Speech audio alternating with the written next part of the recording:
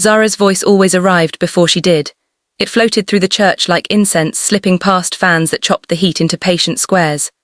I was tuning the keyboard when the sanctuary doors opened and that voice, clean, high, steady, sailed over the pews. Heads turned. They always did. Not because she was the pastor's daughter, but because she sounded like mid-morning after rain. "Good morning, Dele," she said, setting her hymn book on the piano, fingers brushing mine. Electricity didn't crackle, it hummed soft like a generator that has accepted its assignment. We'd been serving together for months. I led the choir arrangements, Zara led the worship. She had a way of closing her eyes on the long notes, palm lifted, brows drawn as if pleading with heaven in a language the rest of us only half understood. I was the quiet one who knew how to thread harmonies through a reluctant congregation until even the ushers forgot themselves. People called us anointed. I called it chemistry, and then I repented in case God was listening. After rehearsal, she lingered. "The modulation's on You Are Holy, can we try the last verse up a whole step?" I played it. She leaned closer to see the chords and the perfume of oranges, and she passed under my ribs and sat there.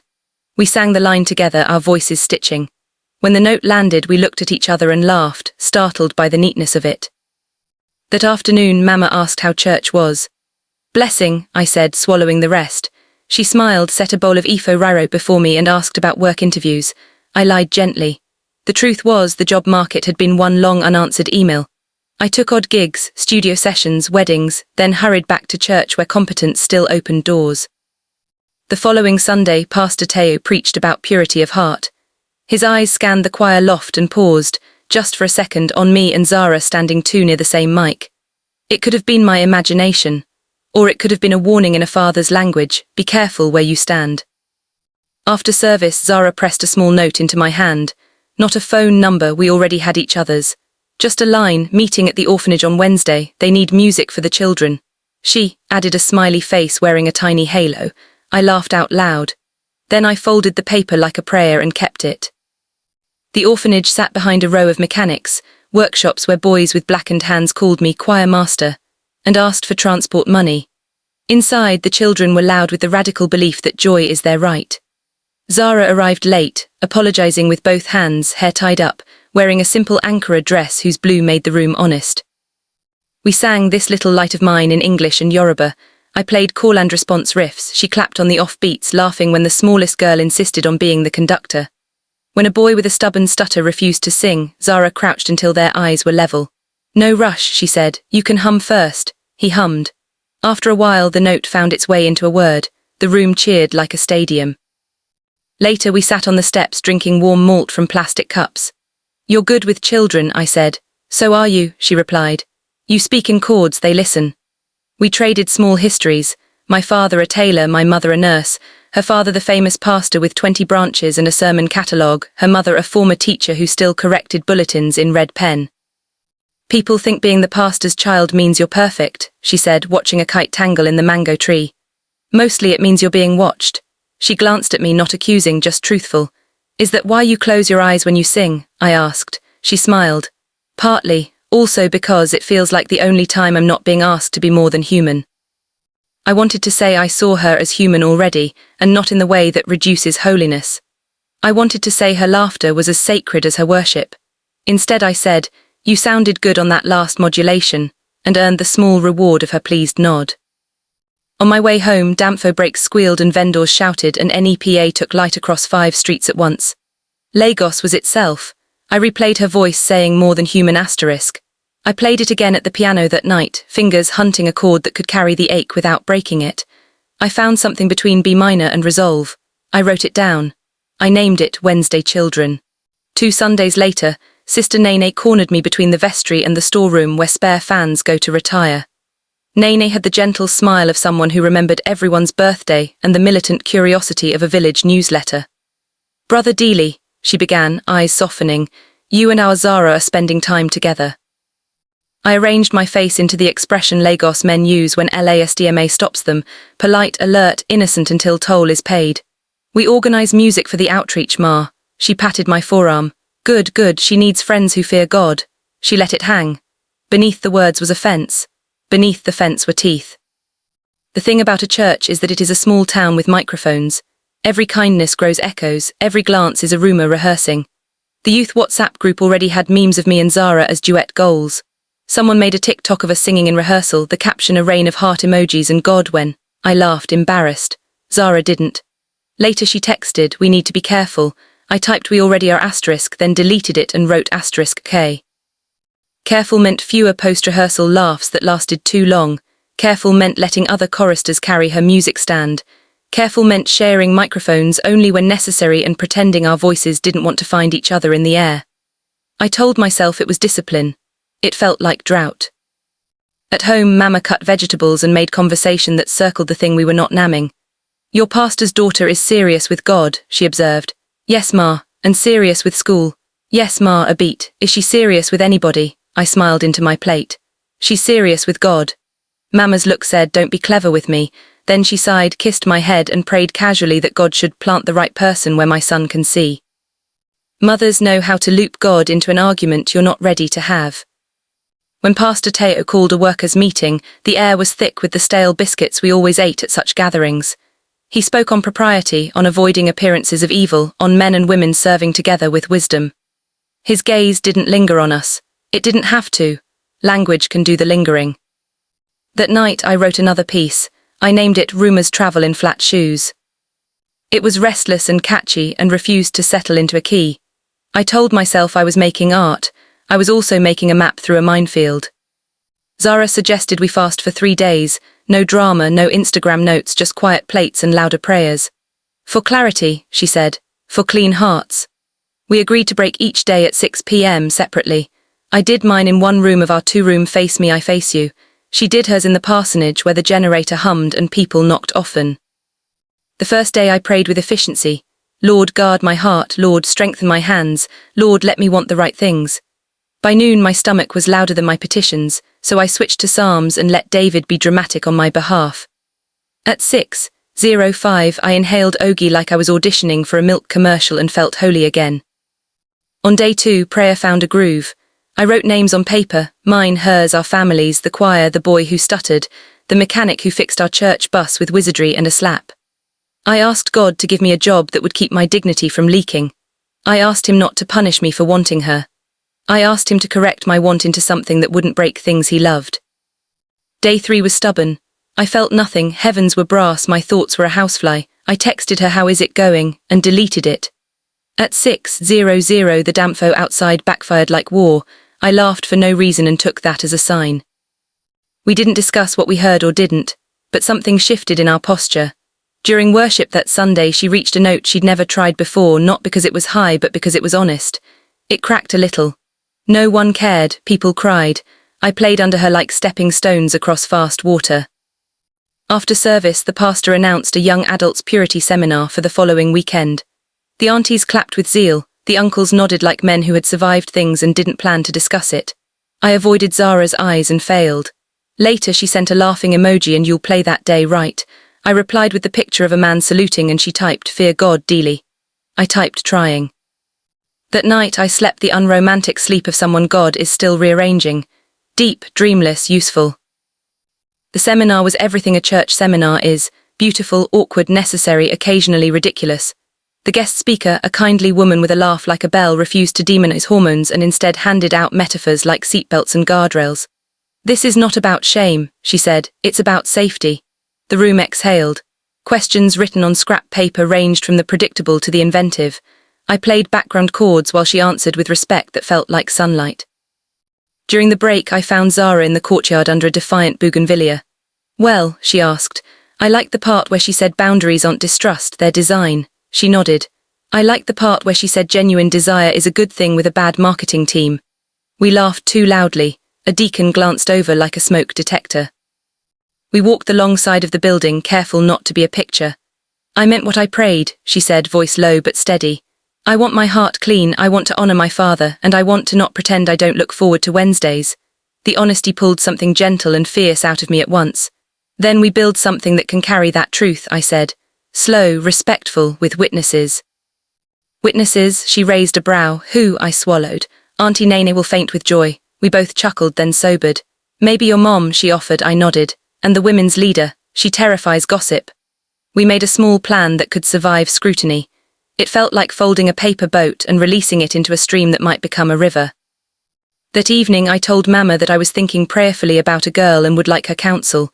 She looked at me over her glasses, eyes damp and triumphant. "Finally," she said, then softened. Gently, "The pastor is a good man, but fathers are fathers." In the mirror that night I practiced another kind of bravery, the kind without secrecy.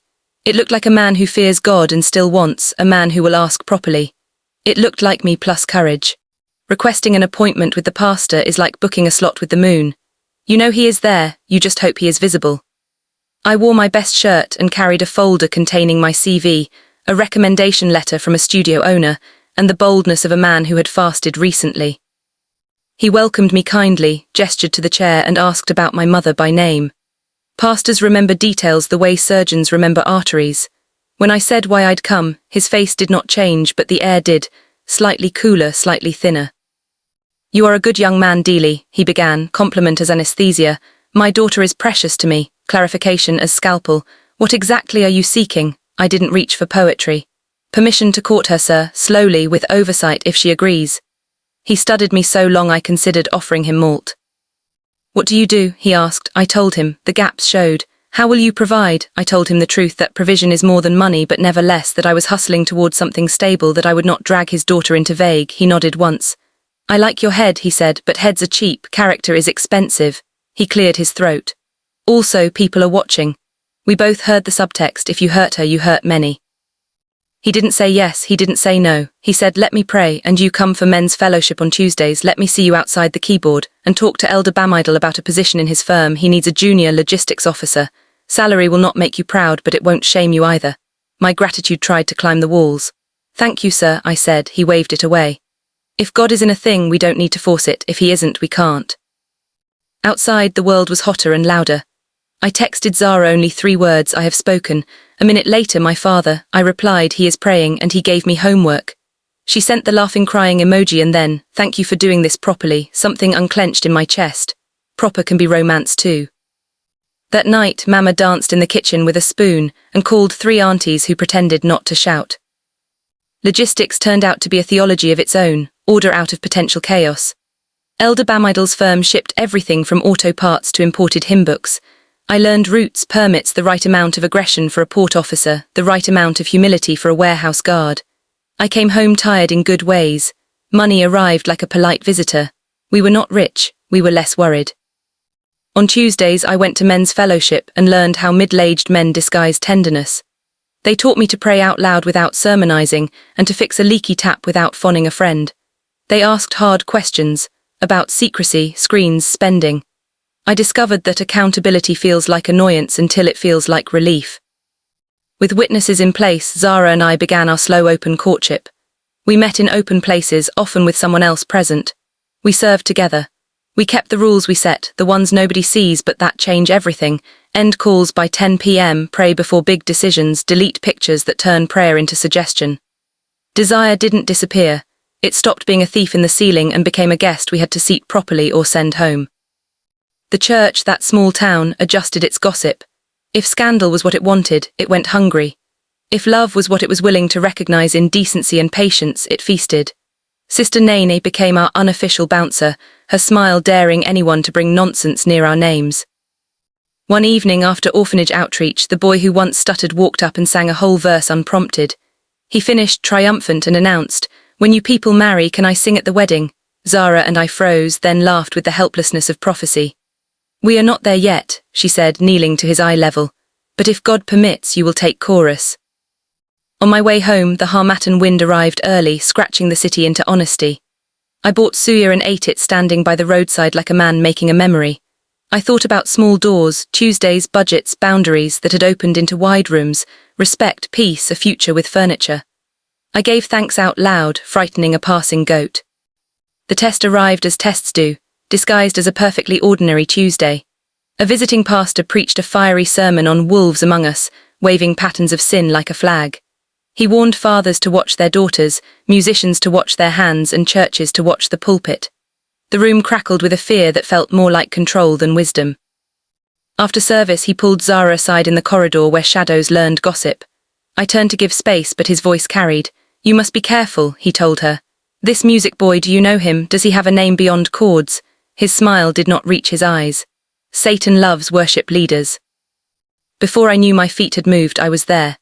Good evening, sir, I said, not aggressive, not meek. My name is Dele, I have a job, I have a mother, I have a pastor who knows my address, and I am courting this woman with his knowledge. I kept my shoulders low. If there is counsel, I will receive it. If there is suspicion, please bring it into light so it doesn't breed in corners. For a beat, silence. Then unexpectedly, Pastor Teo stepped from the office door where he had been listening. Thank you, Dele, he said. He turned to the visitor. This is the young man I told you about. He is not a wolf, he is a sheep with a keyboard. Laughter rolled down the corridor like balm. The visiting pastor harumphed and blessed nobody in particular. He left in a rustle of offended fabric. Zara exhaled a week of air. Her eyes shone, not with the glitter of defiance, but with the relief of being seen.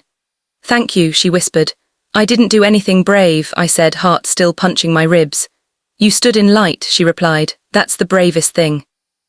That night, Pastor texted me, join me tomorrow at 6 a.m. for prayer. I set my alarm for 5:10, ironed a shirt in the dark and showed up to the upper room where the church roof keeps secrets and men become sons. He prayed for my work, my mind, my future, and finally, gently, for our courtship. Lord, he said, if this is you, make it easy to obey. If it is not, make it hard to continue. I said amen with both fear and desire in the same mouth. In Nigeria, asking for a daughter's hand is half ceremony, half strategic planning, half theatre. Yes, 3 halves. Aunties in jail calibrate joy. Uncles align chairs with the seriousness of urban planners. Mothers perform humility as art. We did a small version first. Families in one living room, malt enough to drown timidity, puff-puff arranged like commas on trays. I wore a suit that fit because a tailor named Wasu feared God. My mother wore pride as fabric. Pastor wore neutrality like a judge until he didn't. Speak, my son, he said finally. I stood. My voice remembered Tuesday prayers. Sir Ma, I came with my people to ask properly for Zara's hand. We have courted with witnesses. We want to build a house of peace. We will not always be rich, but by God we will not be poor in respect. We ask for your blessing. Silence, the holy kind, settled on the room. Pastor looked at his wife. She nodded once, quick as a dove. He looked at Zara. She held his gaze, not pleading, simply present. He looked at me. Love, he said, is easy to perform and hard to practice. You two have practiced. You have respected our name and each other's. You have not given gossip a job. You have worked small jobs and prayed loud prayers. This is how we build cities. He stood, and with a gentleness that made me want to cry the way children cry after bravely finishing injections, he placed our hands together. Blessing, he said, on one condition. Laughter trembled across the room. Which is? I asked, heart in mouth. Keep Tuesday prayers, he said. The world is loud, you will need a quiet that is scheduled. We promised. Aunties ululated. Someone's toddler clapped like a prophet. That night alone, I knelt on a rug that had known every version of me. Hungry, hopeful, foolish, stubborn. And I thanked God for small doors, for fathers who can change their minds without losing their authority, for women whose worship and laughter can live in the same body. Joy arrived not as fireworks, but as a tide that stayed. We didn't marry in a fairy tale, we married in Lagos. The power blinked during vows and came back. The caterer was late and then over-delivered. The DJ played our song twice because he loved it. Aunties sprayed Naira with choreography. Uncles told stories that improved with retelling. The orphanage children sang the chorus, the once stuttering boy holding his note like a flag. When we danced our first dance, I felt the steady hum of a generator somewhere and thought, yes, Lord. This is what we asked for, reliability over spectacle. Marriage turned out to be what that guest speaker promised, construction. We learned to argue kindly and make up thoroughly. We kept Tuesdays sacred, sometimes praying, sometimes reading, sometimes saying nothing and letting God hear the silence. Work stabilized, promotions arrived on the back of competence and punctuality. Zara kept singing. Sometimes her eyes stayed open now, meeting mine across a room full of witnesses. Desire did not vanish into holiness. It found a room with a door we alone had keys to. We thanked God before and after. Pastor surprised us with a gift 6 months in. The church's 1-bedroom staff apartment for a year while we saved. Don't perform suffering, he said with a wink, proof that fathers can also be men with jokes. Mama stocked our kitchen with unnecessary quantities of Gary in case of apocalypse. Sister Nene formed a WhatsApp accountability group where she sent us marriage seminar flyers and recipes and audacious prayers. We were loved loudly and quietly. The first time we hosted the orphanage children in our home, they examined our wedding photos and declared us official. The choir wrote a song that borrowed shamelessly from Wednesday Children, and I didn't pretend not to cry. On our anniversary, we went back to the mango tree and watched another kite tangle and free itself. Happy ending, she asked, head on my shoulder. Happy beginning, I corrected. Endings are for stories, we are building a life. We kissed, not with the panic of stolen time, but with the calm of kept promises. Somewhere, a goat bleated and a generator sighed, and the city rehearsed its endless noise. We held hands and let the world be the world while we practiced the quiet that keeps a house standing. And when we went inside, we did the simple, holy things, washed plates, set out clothes for mourning, prayed with gratitude that felt like breath, and I thought of the boy who asked to sing at our wedding. I whispered a thank you for the prophecy inside a child's casual sentence. Then I turned off the light, and the room lay back, content, a small proof that happy endings are just happy middles with good maintenance.